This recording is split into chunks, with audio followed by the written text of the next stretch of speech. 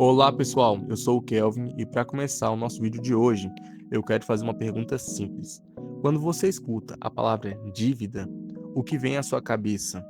Talvez um boleto atrasado, uma fatura do cartão de crédito ou aquele empréstimo que parece nunca acabar. Mas e se eu te contar que o governo também se endivida e que isso, em muitos casos, é algo natural e necessário? Pois o endividamento público é basicamente o conjunto de empréstimos e obrigações financeiras que o Estado assume para cumprir seus compromissos. E isso inclui desde o pagamento de servidores e fornecedores até grandes obras, como rodovias, hospitais e escolas. Pensa comigo, o governo funciona de um jeito bem parecido com uma família. Quando uma família ganha menos do que gasta, ela tem três opções. Primeiro, cortar despesas. Segundo, tentar aumentar a renda. Ou terceiro, buscar crédito, ou seja, se endividar, para equilibrar as contas. E o Estado faz exatamente isso. Quando o dinheiro dos impostos não é suficiente para cobrir tudo, ele busca recursos emprestados. Pode emitir títulos públicos, que são comprados por bancos, empresas e até por pessoas comuns, ou pode pegar empréstimo com instituições financeiras nacionais e internacionais. Agora, presta atenção: dívida não é sinônimo de desorganização. Assim como alguém que faz um financiamento para comprar uma casa e com isso melhorar de vida, o governo pode se endividar para investir no futuro do país. Por exemplo, imagina que o Estado faz uma dívida para construir uma usina de energia ou uma nova rodovia. Isso cria empregos, melhora a infraestrutura e impulsiona o crescimento. Esse é o tipo de dívida boa, que os economistas chamam de endividamento produtivo. Mas também existe o outro lado, quando o governo se endivida apenas para pagar despesas do dia a dia, como salários, contas, benefícios, sem gerar retorno. Aí a coisa muda de figura. É como usar o limite do cartão para pagar outro cartão. Pode até funcionar por um tempo, mas a conta vem, e com juros altos. Outra razão pelo qual o endividamento público existe é a instabilidade econômica. Durante uma crise, o governo arrecada menos, porque as pessoas consomem menos, as empresas produzem menos e os impostos diminuem. Mesmo assim, ele precisa continuar pagando servidores, hospitais, escolas, polícia, tudo. Então a dívida vira uma espécie de amortecedor, uma forma de manter o país funcionando até que a economia volte a crescer. Pensa no endividamento público como um motor reserva de um avião. Se o motor principal, as receitas, falha temporariamente, esse motor extra entra em ação para manter o voo estável, mas ele não pode ser usado para sempre. Se o governo depende mais desse motor, a reserva acaba e o avião pode cair, ou nesse caso o país entra em crise fiscal. No Brasil, por exemplo, é praticamente impossível o governo bancar tudo só com o que é arrecada de imposto. São gastos enormes com saúde, educação, segurança, infraestrutura e programas sociais. Por isso, o endividamento público é um instrumento de apoio. Ele ajuda o país a continuar avançando, mesmo quando a arrecadação não acompanha. Mas, como qualquer crédito, ele precisa ser planejado.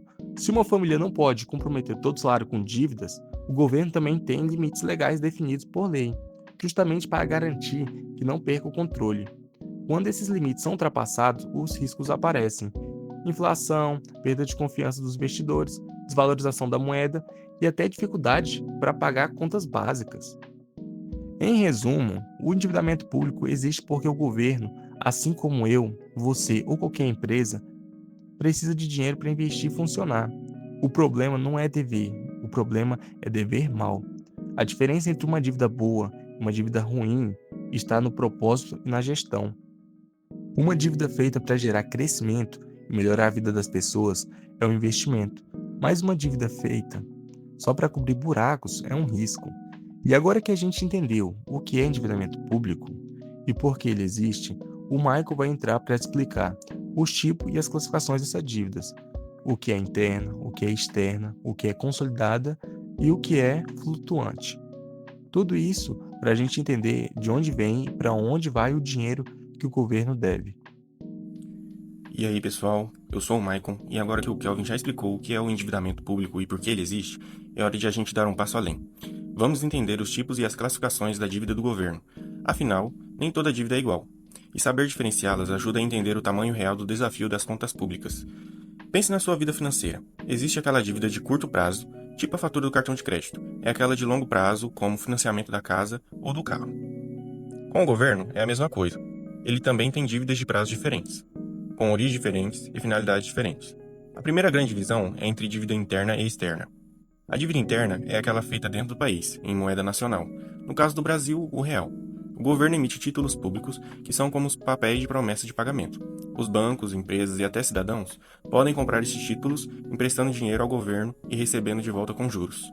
Agora, a dívida externa é diferente. Ela é feita com instituições ou investidores de fora do país, geralmente em moedas estrangeiras, como o dólar ou o euro. Por exemplo, quando o Brasil pega um empréstimo com o Banco Mundial ou com o FMI, está aumentando a dívida externa. Essa dívida pode ser vantajosa quando os juros lá fora estão baixos, mas ela também é mais arriscada, porque depende do câmbio. Se o dólar dispara, a dívida aumenta, mesmo sem o governo pegar nenhum centavo novo. É como se você tivesse feito um financiamento em dólar, mas recebesse o salário em reais. Um aumento na cotação pode virar um baita problemão. Além dessa divisão entre interna e externa, existe outra bem importante: a diferença entre dívida consolidada e dívida flutuante. A dívida consolidada também é chamada de dívida fundada. É aquela de longo prazo, obrigações que o governo precisa pagar depois de mais de 12 meses. Entra aqui tudo que é parcelado, financiado ou refinanciado, como contratos com bancos e operações de créditos. É o tipo de dívida que a gente costuma acompanhar nos relatórios fiscais, porque ela mostra o tamanho do endividamento a longo prazo. É como aquele financiamento da casa, não dá para pagar tudo de uma vez, mas ele está no seu planejamento. Já a dívida flutuante é de curto prazo. Ela muda o tempo todo. Inclui as contas do dia a dia, como restos a pagar, salários de servidores, empenho de despesas e até depósitos de caução. É como as contas de consumo de uma casa, luz, água, telefone, que vencem todo mês. Elas não somem, mas também não ficam lá por anos acumulando juros. E olha que curioso, essas duas categorias, consolidada e flutuante, não vêm de hoje. Elas estão lá desde a Lei 4.320, de 1964, que organiza a contabilidade pública no Brasil. Mas a partir da Lei de Responsabilidade Fiscal, lá do ano 2000, o controle ficou muito mais rígido. A LRF determinou que a dívida consolidada líquida é o indicador principal para medir o nível de endividamento dos estados e municípios. Quer um exemplo prático? Se um estado faz um empréstimo para construir um hospital, essa é uma dívida consolidada. Vai durar anos e precisa ser paga aos poucos. Mas se ela atrasa o pagamento de fornecedores por alguns meses, isso entra na dívida flutuante, mais imediata, mais curta e mais fácil de resolver. Agora, se a gente fizer uma analogia com a vida pessoal, a dívida consolidada seria aquele financiamento do carro que você planejou e cabe no orçamento. Já a dívida flutuante é o cartão de crédito, que precisa ser pago todo mês. Ambas exigem responsabilidade, mas o risco é diferente. Entender essas classificações ajuda o cidadão a enxergar onde o governo está comprometendo seu dinheiro. Se a dívida consolidada cresce demais, é sinal que o Estado está financiando muito a longo prazo. Se o flutuante dispara, pode ser sinal de desorganização nas contas do presente. E tem mais. Quando o governo ultrapassa certos limites de endividamento, ele fica impedido de contrair novos empréstimos. É como o banco que bloqueia crédito quando o cliente já deve demais. Tudo isso é fiscalizado pelos órgãos de controle, e os dados ficam disponíveis em relatórios como o relatório de resumido de execução orçamentária e o relatório de gestão fiscal. Esses relatórios são obrigatórios e permitem que qualquer pessoa veja quanto o governo está devendo, quanto já pagou e o que ainda vai vencer. É transparência em ação, e um instrumento para a gente cobrar responsabilidade. Agora que você já sabe os tipos de dívidas e como elas se classificam, é hora de olhar para os números com mais atenção. Afinal, como saber se a dívida está sob controle ou virando uma bola de neve? Para explicar isso direitinho, o Cauã vai te mostrar os principais indicadores usados para medir o endividamento público e como interpretar esses dados. Fala galera, eu sou o Cauã, e agora que o Marco já explicou direitinho os tipos de classificação da dívida, chegou a gente entrar nos números. É aqui que as coisas ficam interessantes, porque é com os indicadores de endividamento que a gente descobre se o governo está no azul, amarelo ou até mesmo no vermelho. Mas calma, tá? Não precisa se preocupar se assustar com os termos técnicos e essas coisas. Eu prometo mostrar tudo para vocês de um jeito bem simples. O principal indicador é o que a gente chama de dívida consolidada líquida sobre a receita corrente líquida, ou o famoso DSL dividido pelo RCL. Esse número, ele mostra quanto o governo deve em relação ao que ele arrecada por ano. É como a gente comparar o total da sua dívida com seu salário. Por exemplo, se uma pessoa ela ganha R$ 5.000 por mês e ela tem R$ 10.000 de dívida, a relação dela é de 200%. Com o governo a gente vai seguir a mesma lógica, só que usando valores bem gigantes. Cada estado brasileiro tem um limite para essa relação. E esse limite ele é definido pelo Senado Federal com base na Lei de Responsabilidade Fiscal. No caso dos estados, o seu teto é de 200%. Ou seja, o valor da dívida não pode ultrapassar o dobro da receita corrente líquida. Se esse índice estiver abaixo de 200%, o Estado ainda tem uma margem de segurança, mas se chegar perto ou ultrapassar esse número, fica um sinal de alerta. O governo ele pode ser até impedido de pegar novos empréstimos. E com o cartão de crédito estourado, o limite chegou e o banco diz assim, ó, daqui não passa. Outro indicador super importante é o serviço da dívida. Ele mostra quanto o governo paga no determinado período de juros e amortizações, ou seja, o valor gasto para manter a dívida em dia. É equivalente aos juros e parcelas que você paga no financiamento da casa ou no carnê do carro. Quanto maior o gasto com o serviço da dívida, menos sobra para as outras áreas, como a saúde, educação, segurança. É o que a gente chama de efeito de deslocamento, que é o dinheiro que poderia ir para o investimento, acaba indo para pagar juros. Tem também o resultado primário, que é outro termômetro importante. Ele mostra se o governo está gastando mais do que arrecada, sem contar os juros. Se o resultado é positivo, significa que o Estado está economizando. Mas se ele é negativo, significa que ele está gastando mais do que ganha e vai precisar se endividar ainda mais para poder fechar essa conta. Para deixar mais claro, vamos pensar de uma forma assim, ó. Imagina que o governo é uma família. A DCL e a RCL mostram o tamanho total da dívida em relação à renda. O serviço da dívida mostra quanto dessa renda está sendo usada para pagar parcelas e juros. O resultado primário mostra se no fim do mês sobrou ou se faltou dinheiro. Esses três indicadores formam um trio que define se o endividamento público é sustentável ou se ele é perigoso. Agora sim, onde será que eu consigo encontrar tudo isso? A gente pode acessar os relatórios oficiais, que são publicados a cada bimestre. O RRO, ou Relatório Resumido da Execução Orçamentária, e o RGF, que é o Relatório de Gestão Fiscal, esses documentos são obrigatórios e estão disponíveis nos portais de transparências do governo. Ele mostra de forma bem detalhada como a dívida evolui quando foi paga ou o que está por vencer. Dá até para acompanhar por meio de gráficos, painéis interativos, como por exemplo o Finanças de Minas Gerais. Ele mostra esses dados em tempo real. Quando esses indicadores são usados com transparência, qualquer cidadão pode fiscalizar e entender se o governo está administrando bem o que deve ou se está entrando numa grande bola de neve. Mas assim, os números sozinhos não contam toda essa história. É preciso entender o impacto real que o endividamento tem no dia a dia da população, nas escolas, nas estradas, nos hospitais e até mesmo nos empregos. É exatamente sobre isso que o Henrique vai falar agora. Ele vai mostrar quais são as consequências reais do endividamento público e quanto ele ajuda e quanto ele atrapalha a vida de todo mundo. Fala pessoal, eu me chamo Henrique e agora chegou a hora de entender o lado mais delicado do assunto, as consequências do endividamento público. Porque olha, endividar-se pode ser uma ferramenta útil, mas também pode virar uma armadilha se o governo não souber usar com cuidado. Vamos começar com algo simples. Quando o governo se endivida demais, o dinheiro que deveria ir para serviços públicos começa a ser consumido pelo pagamento da dívida, principalmente juros. É como se uma família gastasse metade do salário pagando o banco e tivesse que sobreviver com as sobras. Dá para viver? Dá, mas com sacrifício e com pouca margem para investir no futuro. A primeira consequência é o que a gente chama de efeito de deslocamento. Funciona assim: quanto mais o governo gasta com o seu serviço da dívida, menos recursos sobra para saúde, educação, segurança e infraestrutura. Na prática, o orçamento público vira uma disputa. De um lado, os credores querem receber, do outro, a sociedade que precisa de políticas públicas. E não para por aí. Quando o endividamento cresce demais e foge do controle, o governo precisa buscar novas fontes de dinheiro. E muitas das vezes, isso significa aumentar os impostos ou emitir mais moeda. E adivinha o que isso causa? Inflação. Mais dinheiro circulando, menos poder de compra e uma roda viva que todo mundo sente no bolso. Agora, imagina se esse ciclo continua. Dívida alta, juros altos, inflação subindo.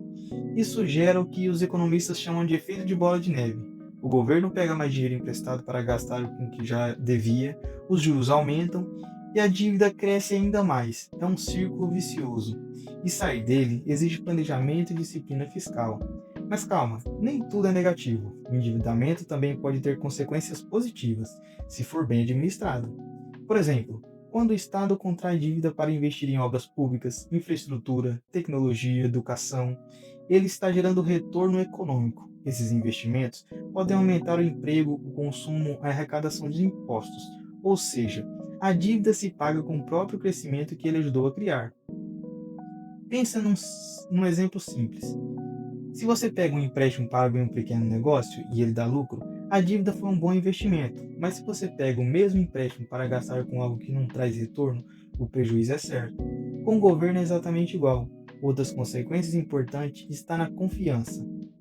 Quando o Estado mostra que sabe administrar suas dívidas, ele conquista a confiança dos investidores, tanto nacionais quanto estrangeiros. Com isso, os juros dos novos empréstimos caem, o crédito fica mais barato e a economia se fortalece.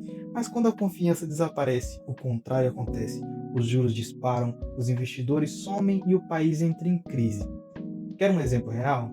Lembra da crise da dívida na Grécia, lá por volta de 2010? O país gastou mais do que arrecadou por anos, e quando os investidores perceberam que o governo não tinha como pagar, os juros explodiram. Resultado: o país entrou em recessão, teve que cortar gastos, o desemprego disparou, tudo por falta de controle e transparência. Agora, trazendo para a nossa realidade, um estado ou município endividado perde espaço para investir e acaba dependendo de repasses federais. Isso enfraquece a autonomia, trava projetos e muitas das vezes obriga a fazer reajustes dolorosos, como congelar salários ou reduzir gastos sociais.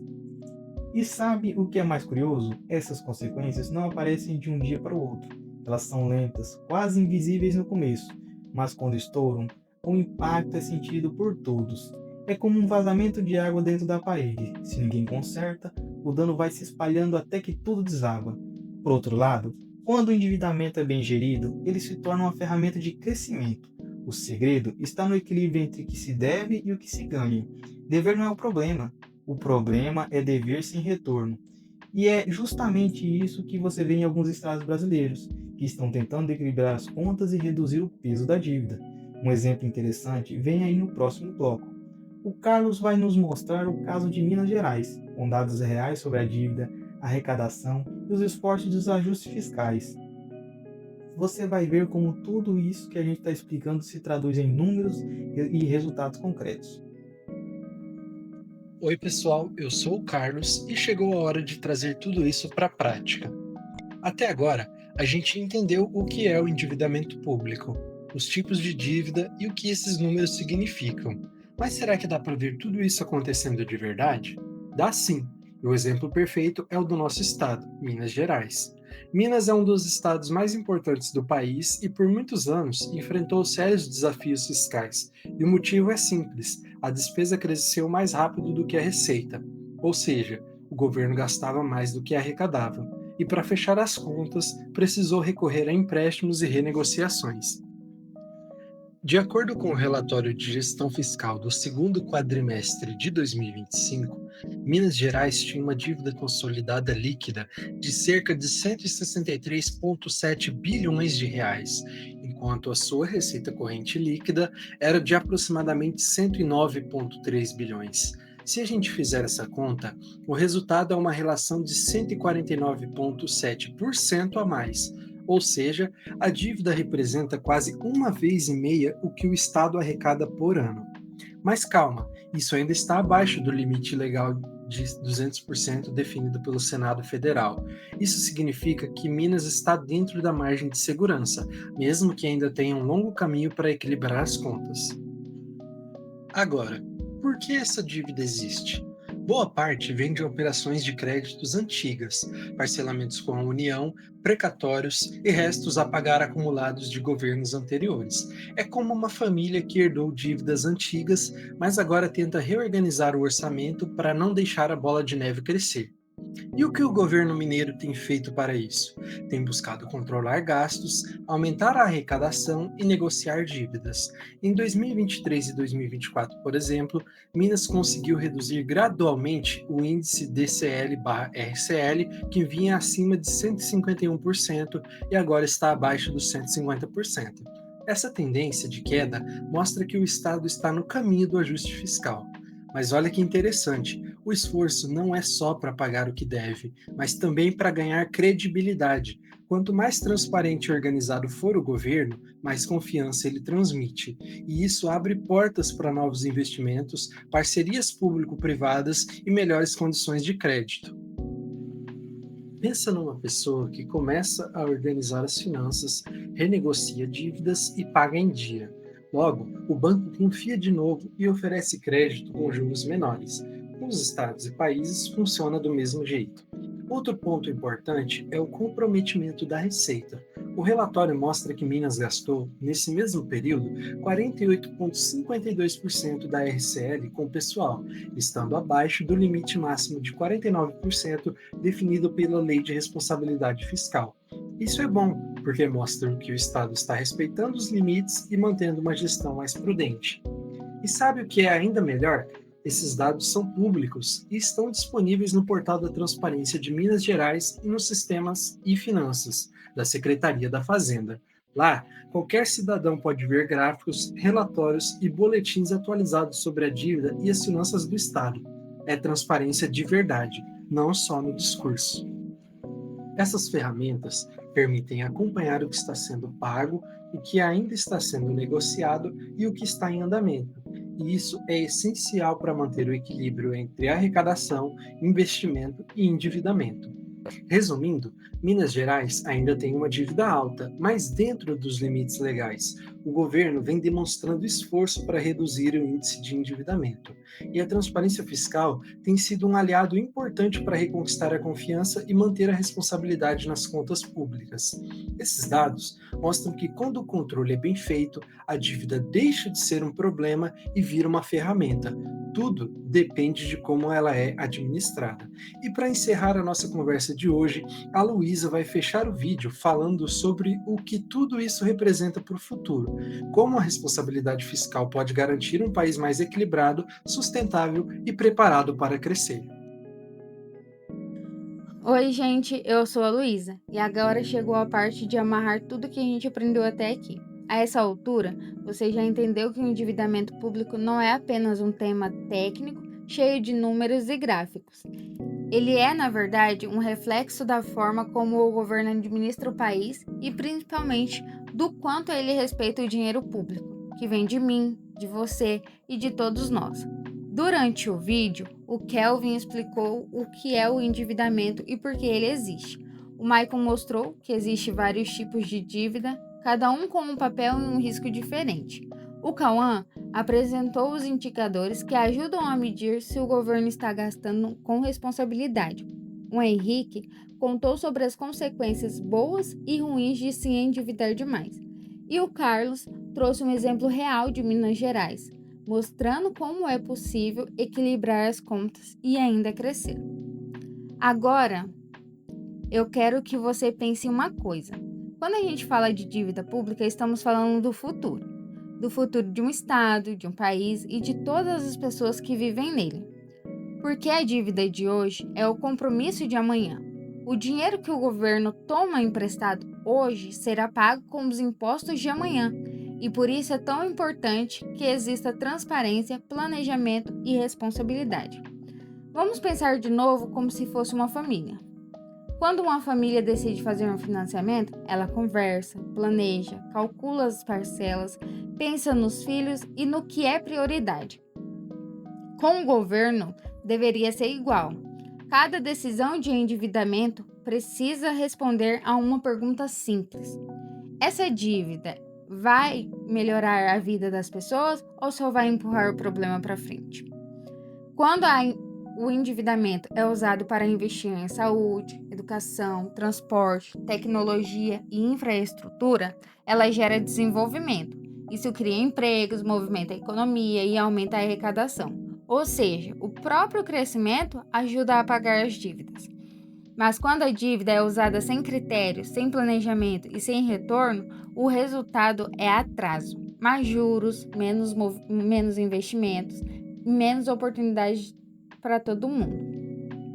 E é por isso que a responsabilidade fiscal não é só uma obrigação do governo, é uma forma de respeito com a sociedade. Cada real gasto precisa ter um propósito e impacto e cada cidadão tem o direito e o dever de acompanhar, cobrar e entender o que está sendo feito com o dinheiro público. Sabe aquele ditado que diz: quem não presta contas perde a confiança? Na economia é exatamente assim. Quando o governo presta contas e aumenta os investimentos, cresce e o país avança. Mas quando há desorganização e falta de transparência, a confiança vai embora e o custo da dívida sobe. Olhando para frente, o desafio é continuar equilibrando as contas públicas sem deixar de investir nas pessoas, porque de nada adianta ter uma dívida pequena se o povo está sem saúde, sem emprego e sem esperança. E também não adianta gastar sem controle, porque o futuro vai cobrar a conta. O segredo está no equilíbrio, gastar o necessário, investir com inteligência e prestar contas com clareza. Assim, o endividamento público deixa de ser um peso e se torna uma ferramenta de desenvolvimento sustentável. Então, para fechar, a dívida pública é como um espelho. Ela mostra o que o país foi, o que ele é e o que ele quer ser. E a responsabilidade fiscal é o caminho para garantir que esse espelho reflita um futuro melhor. Por isso, antes de terminar, fica aqui o meu convite. Acesse o portal de transparência, veja os relatórios, acompanhe os números e compartilhe o que aprendeu. Quanto mais a gente entende, mais a gente tem para mudar. Transparência é poder e responsabilidade fiscal é cidadania.